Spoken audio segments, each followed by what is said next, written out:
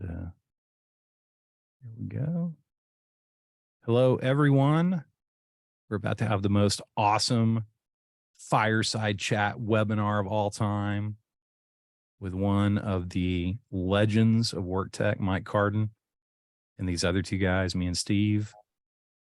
People are filing in, so we're going to give it a couple of minutes. As we go along, feel free to put questions in the Q&A. We're going to have a couple of polls along the way, which are pretty nonsensical and non-scientific, but that's okay. How you doing today, Mike? I'm doing great. I'm about to go on leave the rest of the year. First, where are you, and where are you going on leave? I'm in Auckland, New Zealand, and I'm going on leave to Prague in Czechia, which I think is as far as you can possibly travel from New Zealand, or at least close to it. Does that become a question of like which direction you fly in? I think actually, do you know what? I believe now this is mathematics, but if you take 2 points on a globe that are opposite, to fly between them, you can fly through any other point on Earth, and it's the same distance. Well, then there's a thing for you. Yeah, you have to consider tailwinds and headwinds, though, right? So you would change. Yeah, no, direction. you fly through the Middle East, fly through Dubai. That's got much better wind traveling that way. Better wind. That's how you travel from New Zealand. Pick the wind. So will you be flying over the World Cup? Yeah, I suspect we fly over the World Cup and then around Ukraine, and then Indeed. Well, we still have some folks filing in. I'm going to wait one more minute, and then we're going to get started. Thank you, everyone, for joining us today. I'm Brett Starr. I'm the founder and CEO of the Starr Conspiracy. I'm joined by my stalwart partner, Steve Smith, partner of the Starr Conspiracy and Chief Marketing Officer, and this other guy, Mike Carden. If you don't know Mike Carden, then you just don't know. Then you should know. You should know. Well, here's your opportunity to know. All right, well, let's jump in. Mike, you're one of our heroes, one of our favorite people in the world, a true legend of work tech. By any measure, one of the most successful entrepreneurs in work tech. I mean, and there's just a lot to back that up. My tendency is always to want to start with the old days, but let's start with the new days. You're the co-founder of Joyous. I saw when I was going through your website in the About Us section where, all the bubble avatars are popping up, that your nickname is Meerkat. What's that about? Meerkat. Look, we all have avatars, right? How that started, God knows, Brett, honestly. It started at some point, and I ended up with a meerkat because my name's Mike, and meerkat's kind of Mike-ish. Yeah. It's not that much more thought into it. I do love meerkats, though. I like so the way nothing about the characteristics of a meerkat that around, your personality. Scuttering around, about digging holes in the sand, living in the desert. Yeah, all those things are very consistent with me. Well, as always, we start with a moment of gratitude and a drink of choice. And I'll get us started. I just want to say I'm extremely grateful for, we're facing a tough time. Like, this is a downturn.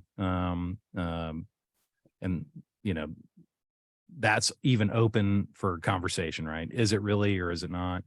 But I'm grateful for the fact that I've been in this market, in the work tech market specifically, for over 20 years. But I'm mostly grateful for the fact that I've been through these ups and downs with the same team all these years. People like Steve and, the broader team that we have. And I'm just so grateful for the trust and the transparency that my organization has. And whenever we go through a hard time, when the pandemic first hit for us, and in the March, April time frame, I said then, and I believe now, as we're going through another moment of uncertainty, there's not a single team in the world that I'd want to go through something like that with, other than the folks at the Starr Conspiracy. And my drink of choice today, to keep it classy, is a plastic fireball shot. So here's to y'all. Quality. Cheers. Cheers. Steve, give it up. Well, that was pretty heavy, so I think I'm going to go on the lighter side. I'm thankful for Cool Ranch Doritos.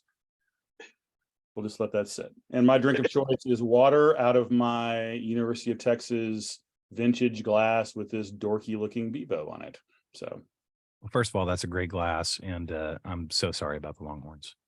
But go TCU, right? Go TCU, maybe. no, not go TCU. There's nothing wrong. No Longhorns love in your heart for TCU. none. All right, Mike. What do you have to be grateful for? So yeah, it's funny. I normally do these things of being grateful for the team and so on, and yeah, I kind of have all those feelings as well. I mean, my team is much newer than yours, Brett, but it's a wonderful group of people that we've kind of pulled together on this journey. But I'm going to be very specific and be grateful for my co-founder, who is my brother today, because in these things you often just sort of you never talk about your co-leadership much, to you. And if we've got a co-leadership across myself, Philip, and Ruby, but specifically working with my brother, people forget that we're a venture funded family business here.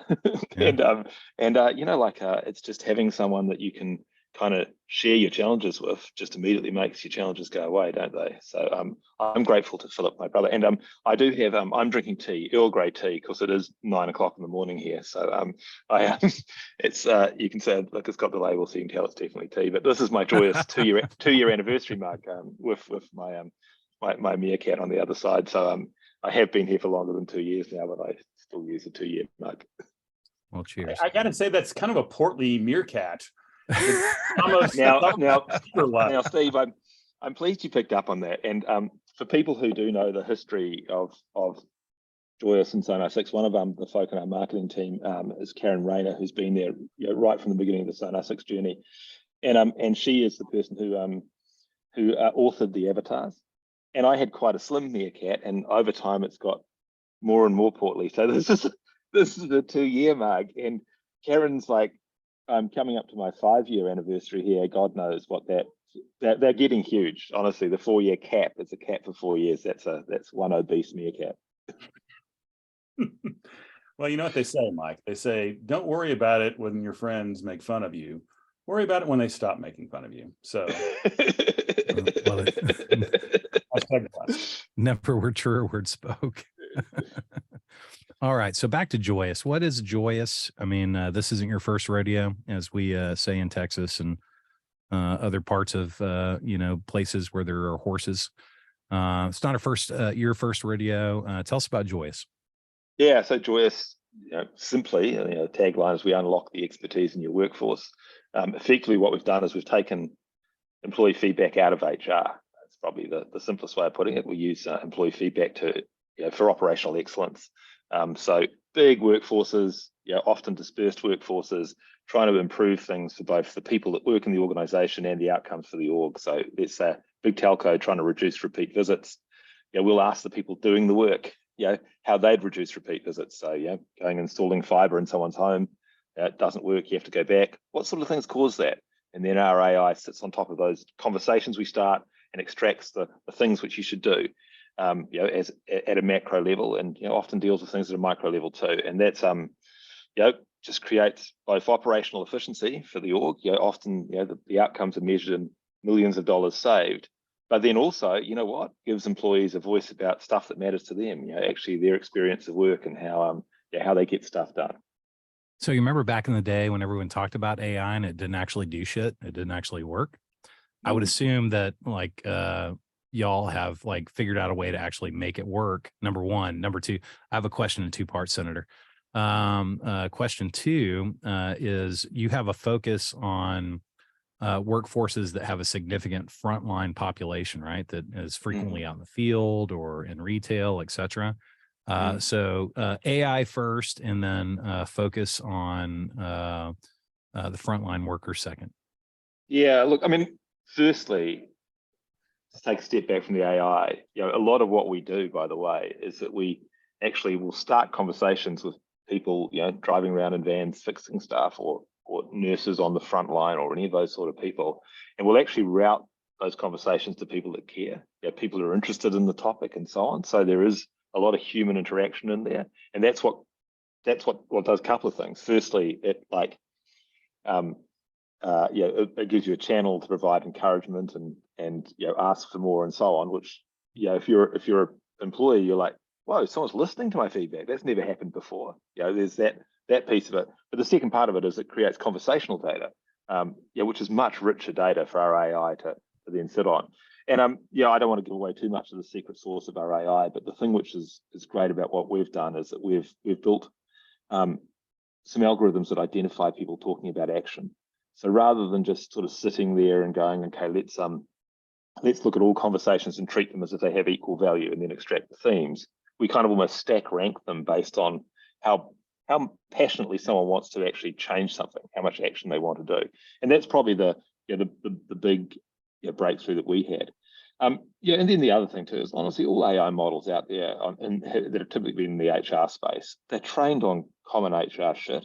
So like they'll tell you that people in your organization are talking about compensation or leadership or stuff that people talk about in all organizations. And honestly, you get a report that tells you that, you go, oh no shit, Sherlock, I knew that, right? Whereas what we're trying to do is we're trying to get it to a point where actually it'll tell you that people are saying that there's a problem with bundling drywall screws with the F94 modem or something. Actually learn about the actual business and talk about actual things which happen in the business.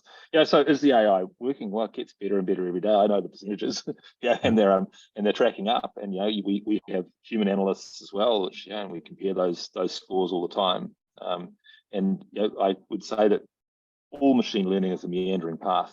But I would also say that there's lots of orgs out there who've spent 5 years investing heavily and deployed nothing, and we're certainly the opposite of that.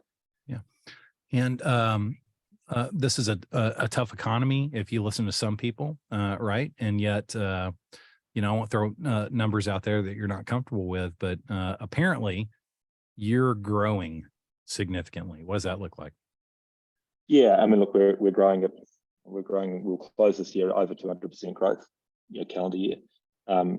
So that's tripling our business. I think that if I think about the kind of economic piece of it, clearly we're in a downturn. I think that there's, we've got a recession almost locked in next year. It's like hard to think that any of the big world economies are going to avoid a recession, or if not, very, very flat, right?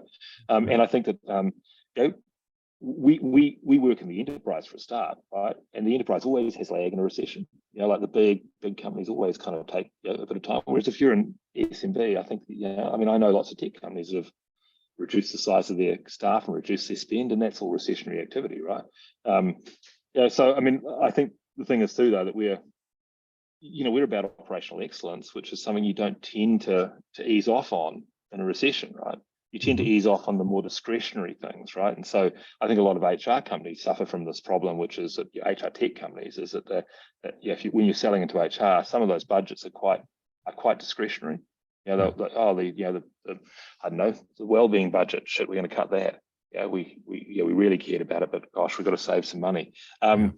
So, and I will be kind of candid here. I think sometimes that HR folk aren't the strongest advocates in organizations either of why are we actually spending this? Why are we actually doing this? So we're living in the sort of in that space between HR and operations. I think we're maybe slightly immune to that, but fundamentally we're just early. Like we're a relatively new business, so it's not like we have 95% market share. It's like mostly a greenfield of growth for us. So recession. Well, 95% market share of what? Because y'all are kind of like creating a new category, right? Yeah, and that's completely correct, right? So when you're in that kind of greenfield of new category, it's like it's hard to know what the constraints really are. I mean, we think about when we do that. We'll obviously talk to our VCs, and we've got to do those TAM calculations, total available market calculations. And when you think about those sorts of calculations, you go, well, who are we relevant to? And we're like, we're relevant to all large employers. So let's just think about the number of people in the US that work in employers with more than 10,000 staff, and that's like, gosh, that's half of the working population of the US, and you just kind of monetize that. And you go, wow, it's a big thing. And you talk about how we do. We we're best in businesses which have a lot of people doing kind of what we describe as real jobs, kind of like really frontline jobs. But frontline's a very becoming abused but term, I like that right? label of real jobs. Yeah, I like it a and, lot. and I'll tell you, apart from like a few accounting firms and so on, usually all large employers have like people either in retail or up poles or driving trains or, like up poles. Isn't that it's like a classic kind of like person in an office description of a real job? Yeah, up poles. But so I didn't mean that with disrespect. I just mean people doing actual stuff. That was actually one of my first jobs. Was I climbed telephone poles down in South Texas to replace fuses in transformers. No way. And so so that was actually a great piece of me creating empathy there. That worked. That was, gosh, that's marketing 101. We've really connected there on the up poles. Well, I'm gonna shut up for a second and let Steve ask some questions. But I don't know if you're comfortable talking about your customers. But it's not like you guys are working with like unproven customers. Can you tell us a few of your customers, or is that too confidential? I just love this. Like, I'm going to shut up now, but I'm going to use it. I'm going to use that myself. Oldest trick in the book. Look, we really don't talk about our customers specifically, and that's kind of part of the relationship we have with our customers. But Fortune 50. Across telco, retail, healthcare, Fortune 500 as well. Obviously, we're in the proper enterprise. Employers of 100,000, 200,000 staff. So in a moment that looks like, for some people mirrors kind of like the global financial crisis back in 2009 or whatever, some of the largest companies in the world are investing in Joyous, and you guys just keep growing and growing and growing. And I also have to say, do y'all talk about your, because I've got numbers on your, like funding history and all that stuff. Do you guys talk about that? Because everyone says, oh, it's hard to raise money, et cetera, et cetera. You guys have done a great job. Are you comfortable talking about that? Look, we raised plenty of money, and the reason we raised plenty of money is because we're a product-led business, and you want to do a product-led business and sell into the world's largest companies, you've got to get the tech right. And that just means that you have a real front loading of expenses. Effectively, you've got to hire a big engineering and data science and product team. And until very recently, we had almost no customer team at all. What by customer I mean kind of sales team. We had some folk looking after our biggest customers, but we didn't have truckloads of salespeople out there. And so most of our investment has been about building a product. There is some weird delineation going on at the moment, isn't there? Which is like organizations, startups that raised last year and startups which we're planning on raising this year, right? And it's a very, very different camps, right? Because we raised when there was a frenzy, right? Last year we kind of we did effectively what was a Series A out of we were supported by our existing VCs, and we brought another great VC on board, and that was great, and that was I guess August, September of last year. Mm-hmm. Same period this year, if you were trying to raise, it was tough, really, really tough. That's a huge shift in the economy, and the way that I describe it is kind of all the tourists left town, didn't they? So the crossover funds and the family offices and all those growth equity funds have suddenly decided that early stage venture was for them. They've all gone. So you're left with the kind of, I guess, the proper VC players nowadays, right? And they have their criteria on how they want to make their funds work. It's made it hard to raise capital. What it means for us, though, is that we've got to be super careful, because we can't continue to operate in the mindset of capital is cheap. Of course, right. Capital's not cheap, but we've still got cash in the bank from that. And I talk about it all the time. If I look at the emergent competitors we have, a year ago, the emergent competitors would be those people that kind of suddenly raised 50 million, came out of nowhere because they could hire a lot of people and buy some tech and so on. Those people are soft, right? But this year, the competitors you're going to get, they're going to be people who are kind of bootstrapping this stuff and or they raised a more modest amount of cash and they're just working super efficiently, and they're kind of they're just working hard and nuanced and finding the kind of things, and those folk are hard, right? Well, so first of all, I really love what you're saying, because one of the messages that we put out is there's nothing like a good old fashioned downturn, to show the flight to quality.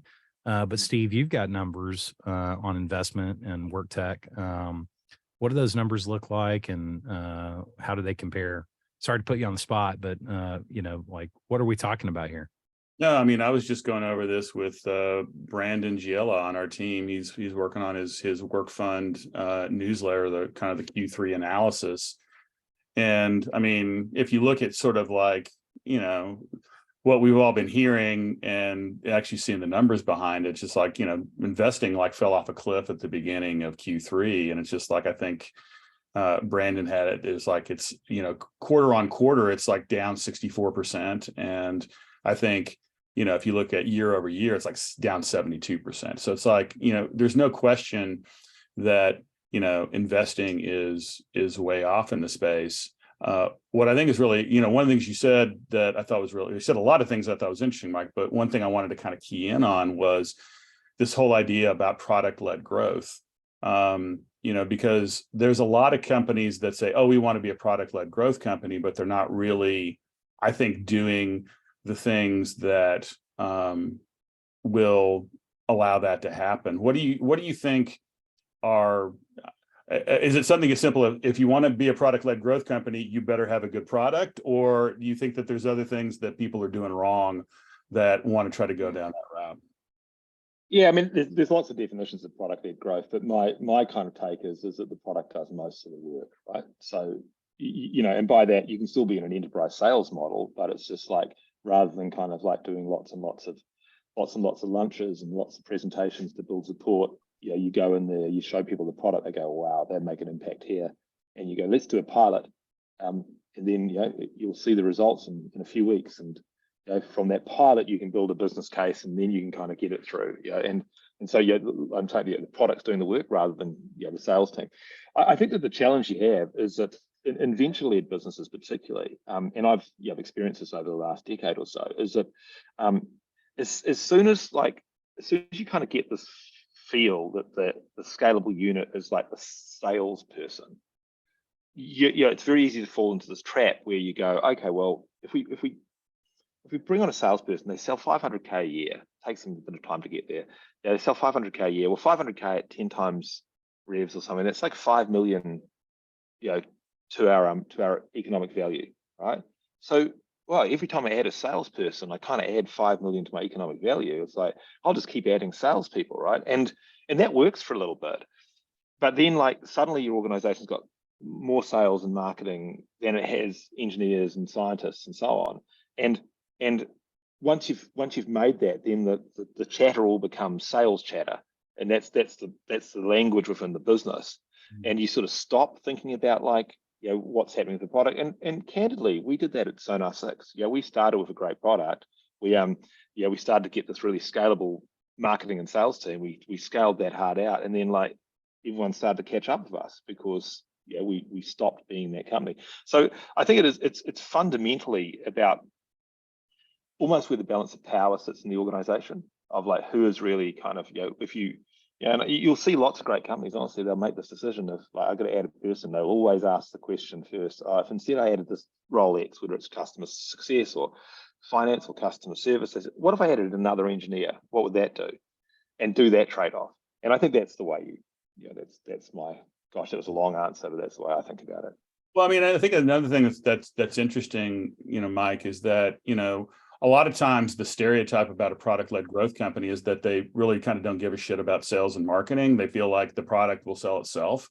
And, when I look at the Joyous brand that you built, you've always had a great reputation as a brand marketer. Sonar 6 was an iconic brand.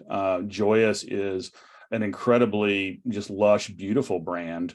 Do you feel like, and what is sort of the relationship between brands, and marketing with kind of sales in a product-led growth company, in your opinion? Yeah.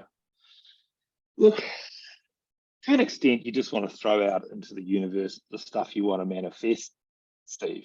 And so Joyous is not just about the idea of here's a logo and a brand name and so on. It kind of comes from this idea of well, let's just let's just feel good about what we're doing. It's like, it's that kind of simple. And like, I think that, to an extent, just infiltrates everything we do. So to a large extent, the brand is, it's in the people that are building the product, and it comes from them into the product. And like, the way I always describe it is this: is that like, if we become some huge international brand, and with offices around the world, and we want to constrain the number of people we employ. We're very much about efficiency, but let's imagine one day we've got like buildings around the world, and you put a big neon sign on them.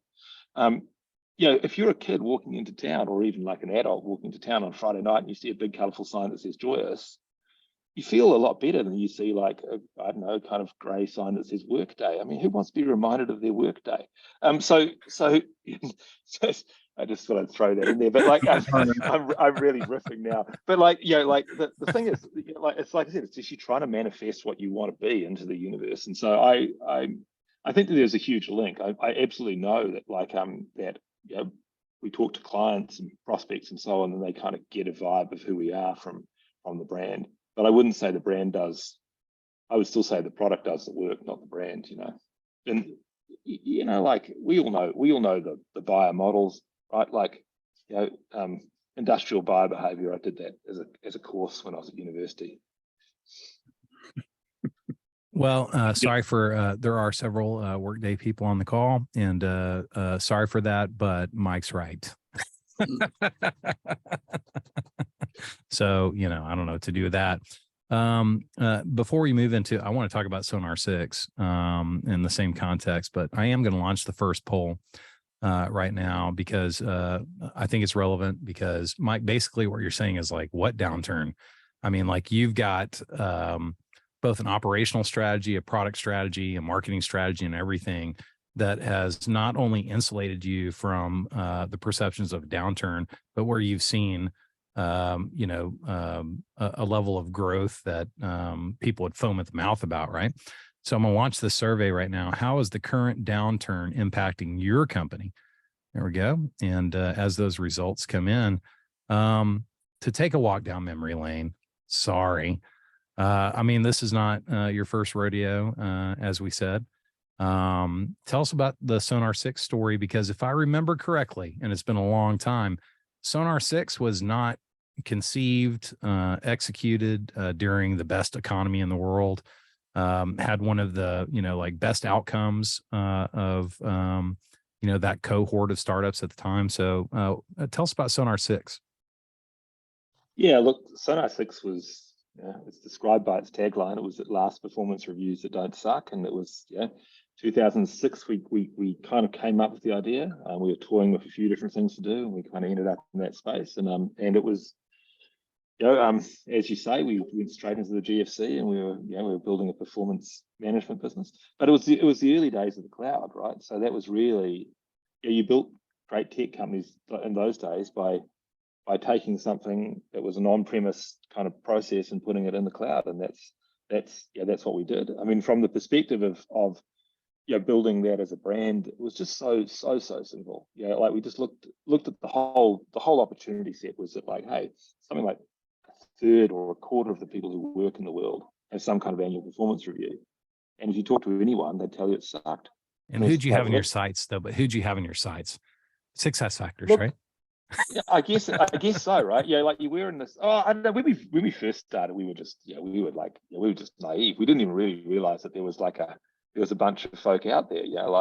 But of course, like by the time we got to 2008, you had Lars building one of the iconic companies of that generation and Success Factors, and you had obviously Taleo and Cornerstone, and gosh, there's a whole list of them, isn't there? But there was a lot of people in there, but also they were super focused on the mid-market and above, and we were really focused on saying, how do you do this as something which you buy with your credit card? How do you sell this to SMB?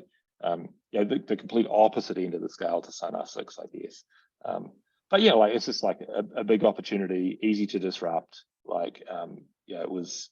Gosh, it was a fun time, right? It was an era where you could make mistakes. I feel like there's less room to make mistakes this time around. Yeah, but also you must have faced tremendous headwinds economically during different moments. You sold to Cornerstone On Demand in what That's year? Correct. 2012. Yeah. So during the the great consolidation. It's the same year that SuccessFactors is acquired by SAP and Taleo gets acquired by Oracle, et cetera, et cetera. We were, IBM. I mean, it was a fascinating era, right? Basically, you either had to raise a truckload of cash to compete all of a sudden, or you just needed to take advantage of the acquisitive behavior. Well, to ask a dumb question, which did you do? Yeah, so we got acquired by Cornerstone. I've got to tell you, couldn't have landed in a better place. For people that kind of know the history of the industry, in 2012, Cornerstone's Adam Miller, Jason Corsello's there. It's just a sensational place. And so for me, it was like I kind of went from kind of scrappy startup mode where I thought we were aggressive to landing in NASDAQ listed org, working for those folk, and we were you just learned so much so quickly. That was an aggressive period, an aggressive team. And Steve, you've got a perspective about Cornerstone On Demand, especially versus Saba, and this notion of aggressively marketing during times when other people are pulling back. What's your story? Yeah, and I mean, we've kind of looked at that, and it's all publicly available information because it's all SEC filings. But if you go back to 2008, I think Saba was doing about 100 million in ARR, and I think Cornerstone was about maybe 10. And you fast forward to 2012, and Saba was doing about 120 million in ARR, and Cornerstone was doing about 120 million in ARR. And so, through one of the worst economies since the 1930s, they really kicked it in the overdrive and saw some rapid growth. And so it's just like we really believe that just like great companies are born out of tough markets. In the crucible.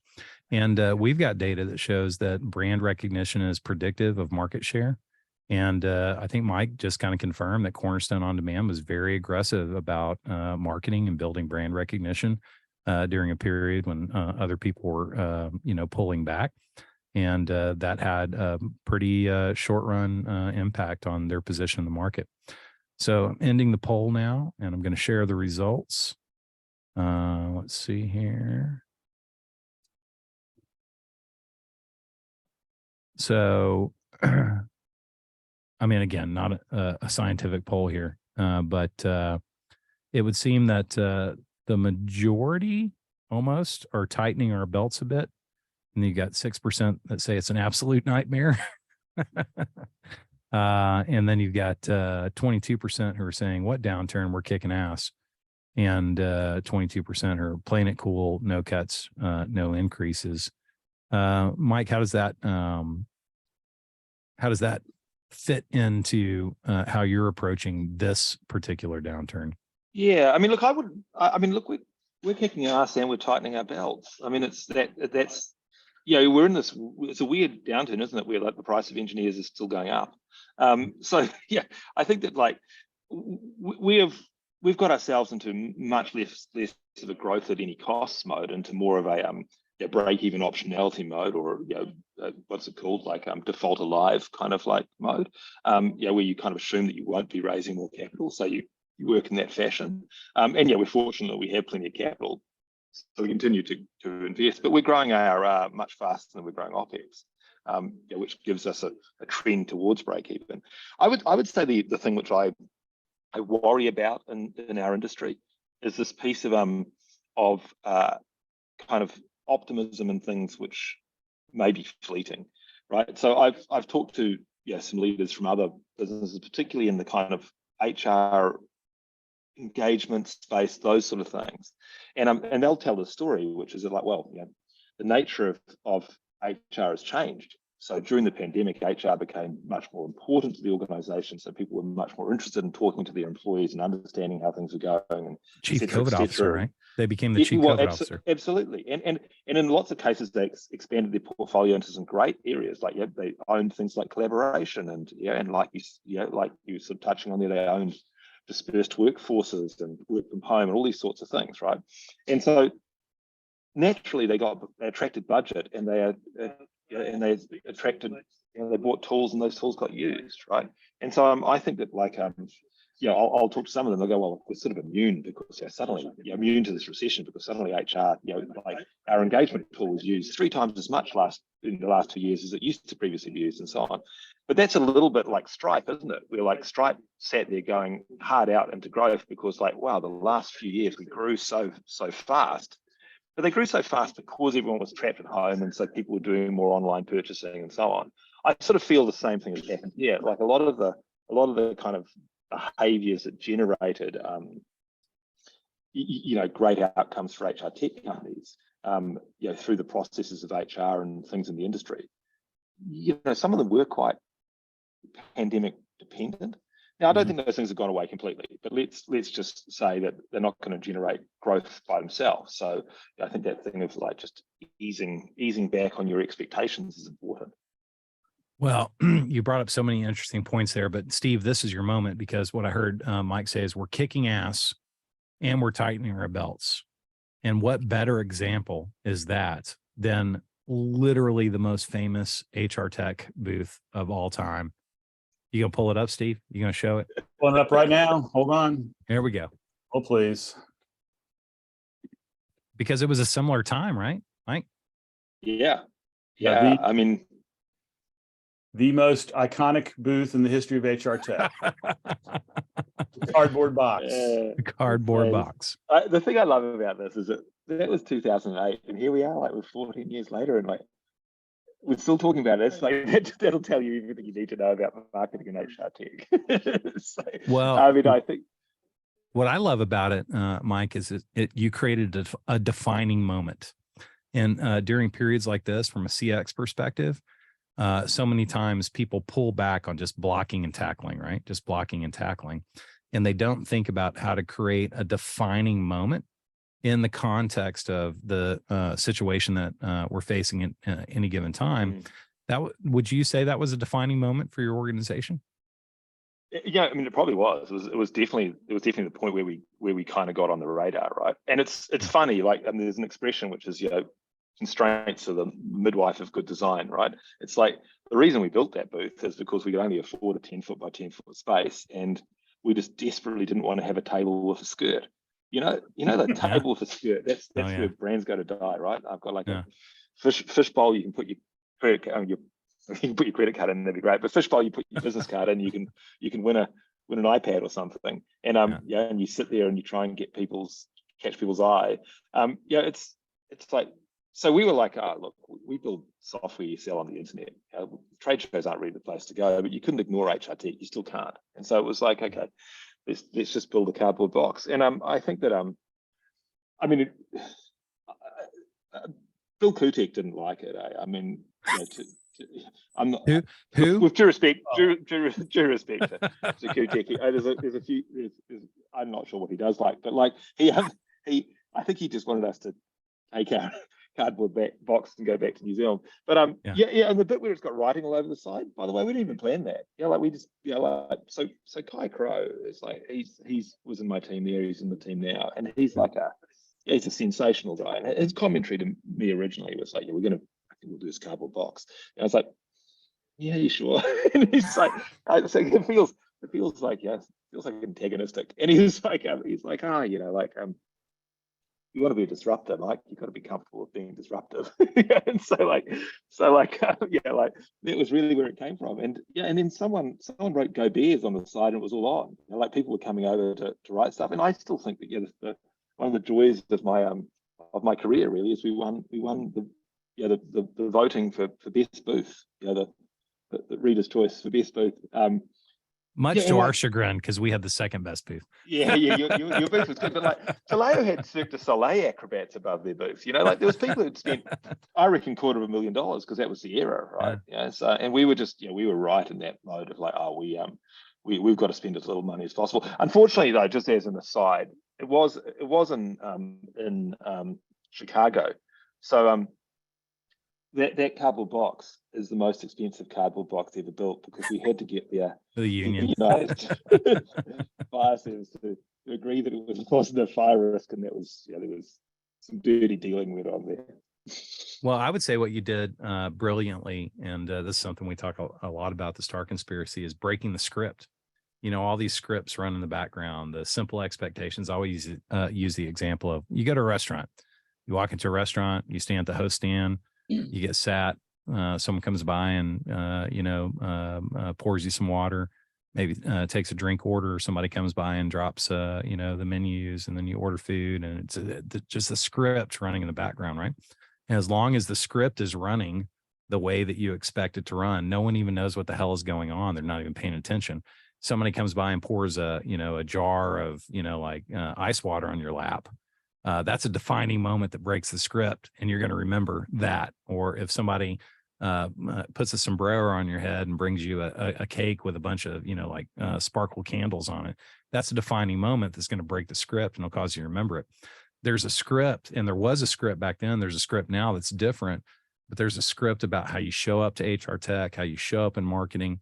And when you're just following the script, no one is even paying attention. But when you do something that actually breaks the script and causes people to like stop and say, what's going on here? I mean, isn't that the best thing that you can hope for in brand, marketing, sales, product, customer success? I mean, take sales, for instance. There's a defining moment in the sales process, whether you know it or not, whether you're in control of it or not. In most cases, when you're not in control of it, it's the demo. And demos suck. Demos always suck. People's eyes glaze over. And I remember going back to the Sonar 6 days, y'all's demo broke the script. And I remember some very specific, just like people overlays and stuff like that, but also the way it was delivered, that you just seem to have a real intuition for, it doesn't take a lot of money. It doesn't take a lot of it just takes the creative power to think about what is the script? What do people expect?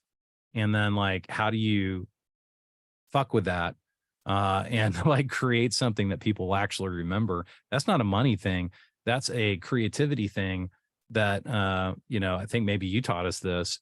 If your marketing doesn't make you nervous, if it doesn't make you scared, no one else is even going to notice. And that's a very intuitive understanding of this notion of script breaking. And I would say one of the things that from an outside perspective, watching you after all these years, you have an intuitive capability to just break the script, to know what people are expecting, and then to completely do the opposite. And is that something that you think about as a philosophy, or is it just your character?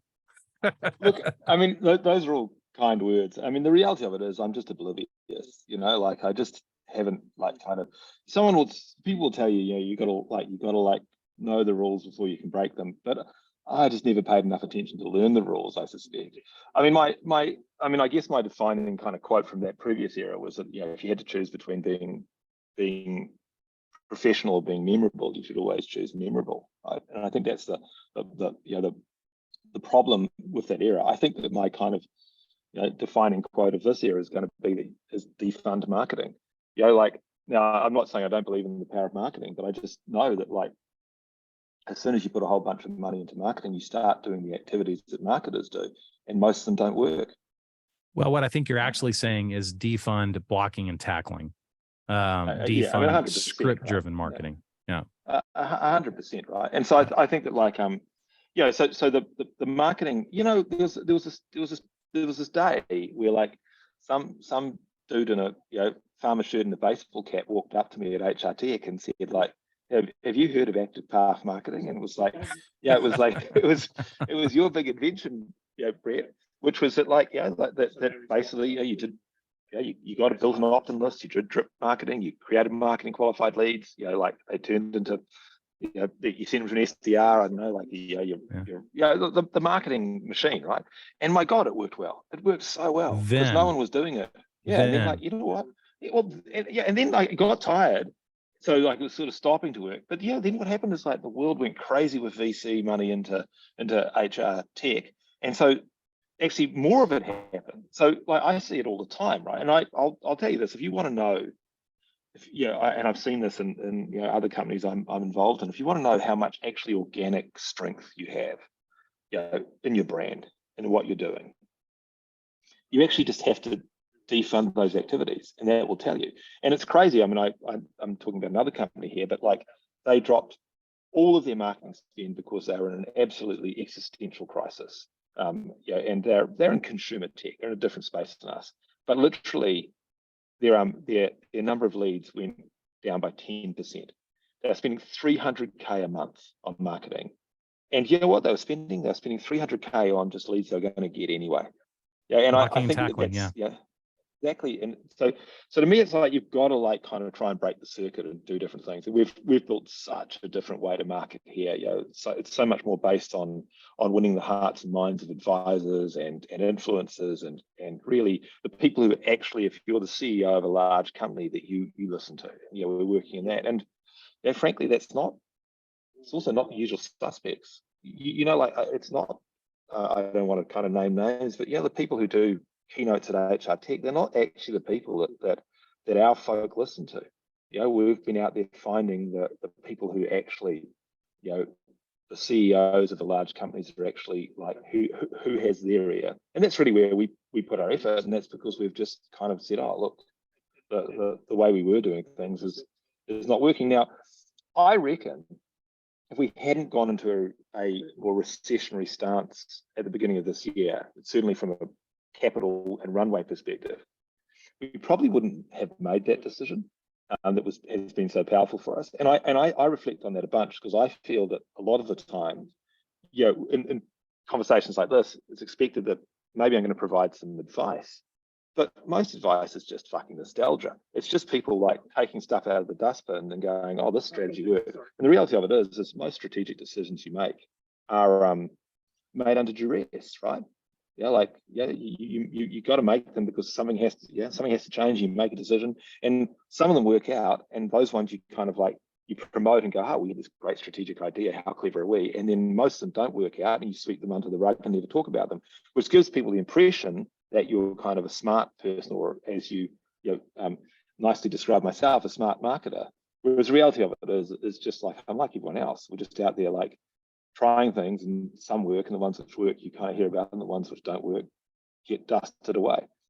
Well, I clearly have to disagree with that. The difference is you just keep trying new shit all the time. And that's what honestly, that is the difference though, Brett. It is just, that is purely and simply the difference. Like you want to like look at the world's greatest skateboarders, and I like great skateboarders, the great skateboarders are the ones that just tried new shit.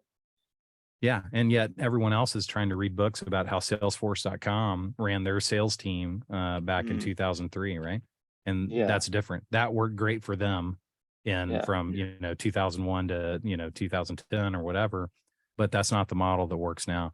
But anyway, do you know how often skateboarders trying new shit fall on their ass? 99% of the time.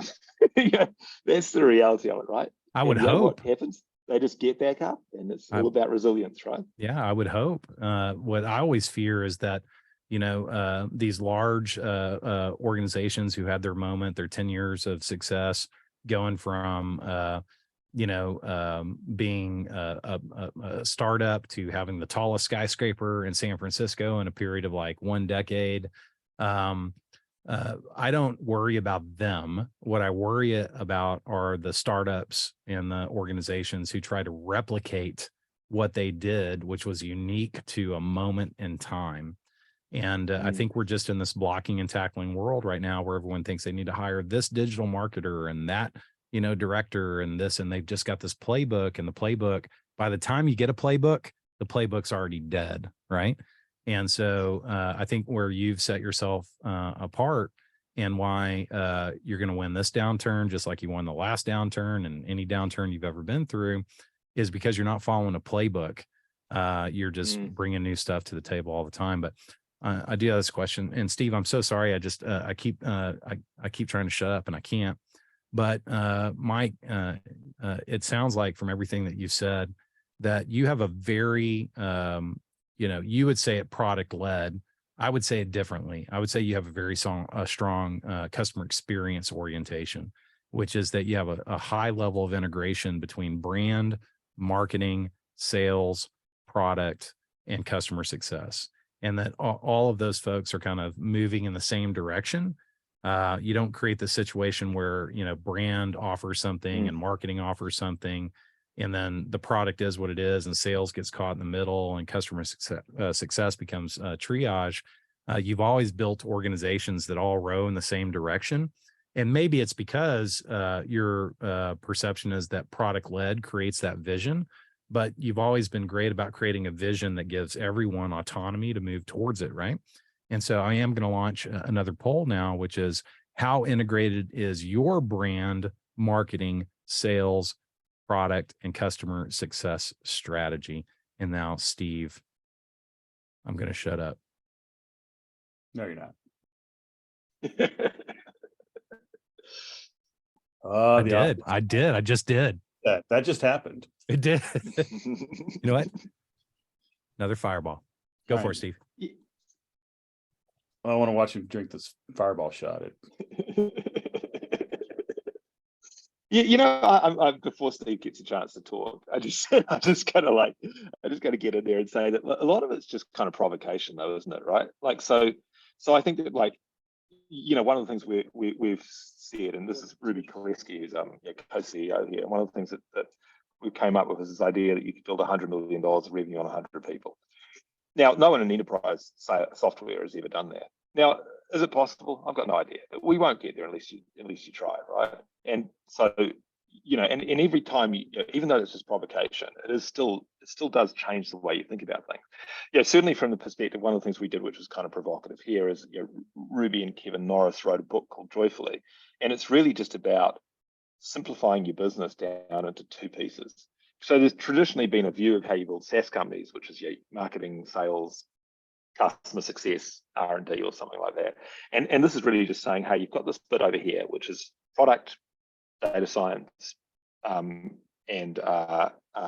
engineering. And you've got this bit over here, which is like sales and customer success and those sorts of things. And actually, this is just one contiguous block. And everyone in here pretty much has a very similar job description. It doesn't really matter whether you're looking after a big client or trying to get prospects. They're all kind of similar, and these people over here are similar. And the bit where they overlap is in customer, right? And so everyone has a view of kind of customer.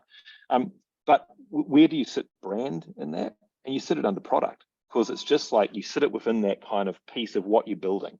I'm building stuff over here, and I'm selling stuff and looking after customers over here, and it's part of what I'm building.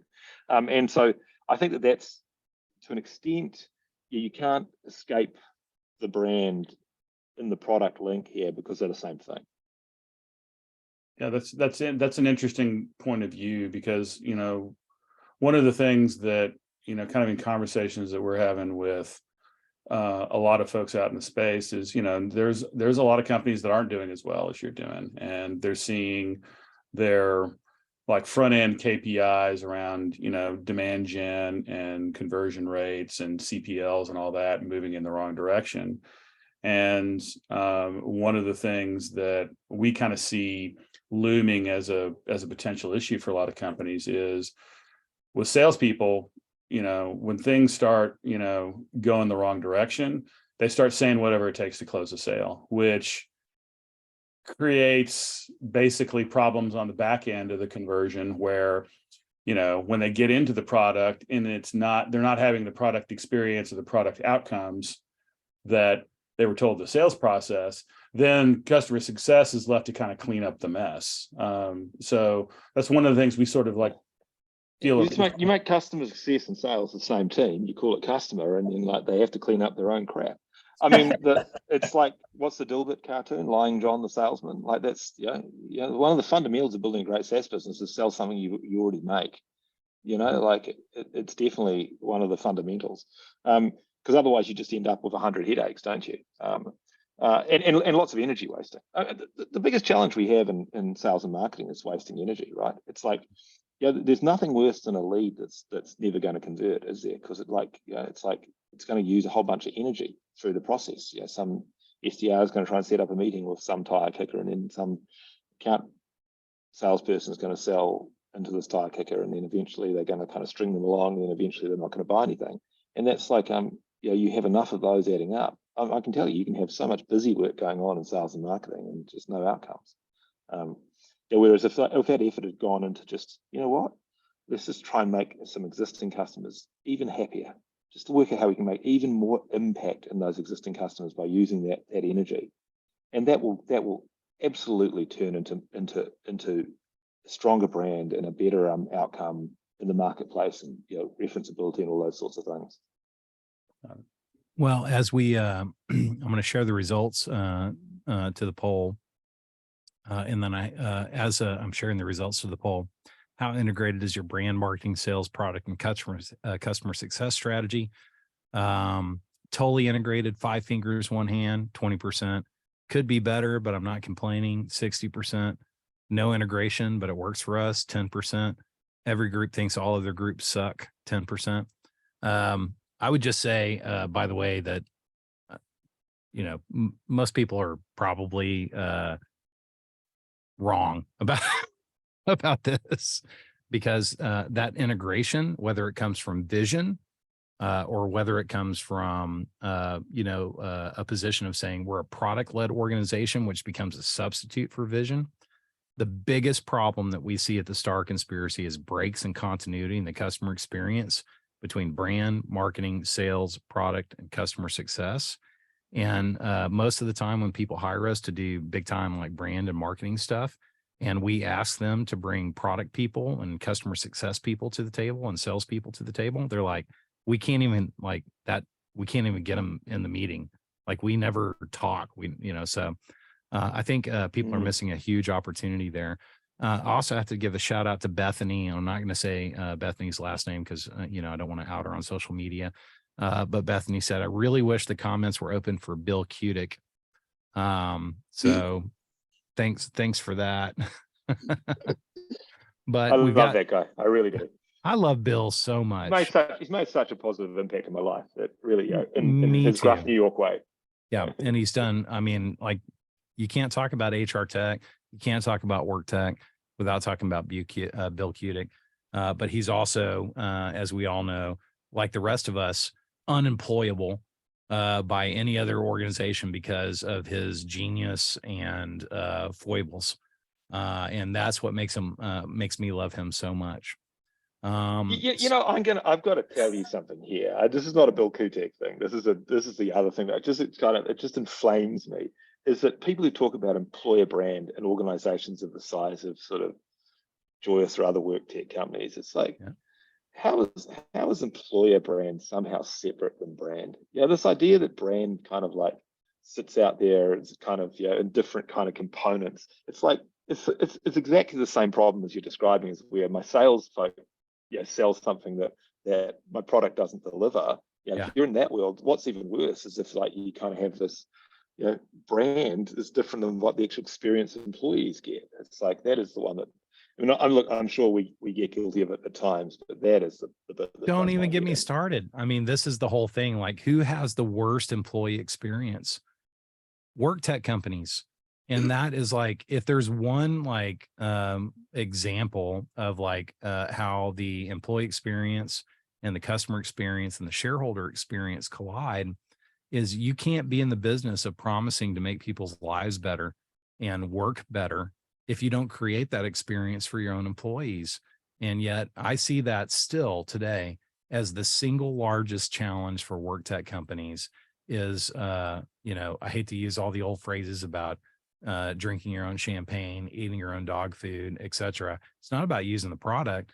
It's about like, if you have a vision about how people ought to be treated and how companies ought to work, and the balance between employee experience, customer experience, and shareholder experience, and you're not delivering that to your own workforce, it's such a stark contrast for them, unlike some other organizations, because that's the world that they live in. And so, those things go together like... I'd go even beyond that.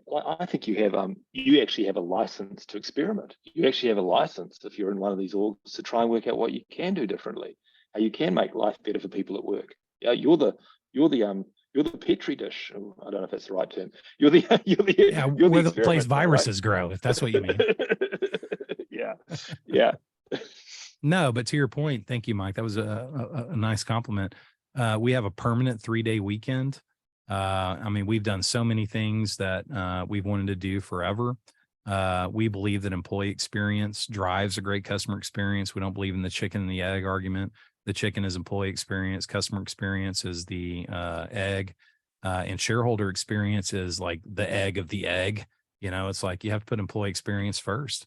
Otherwise, And you know, anyway, I could go on about that.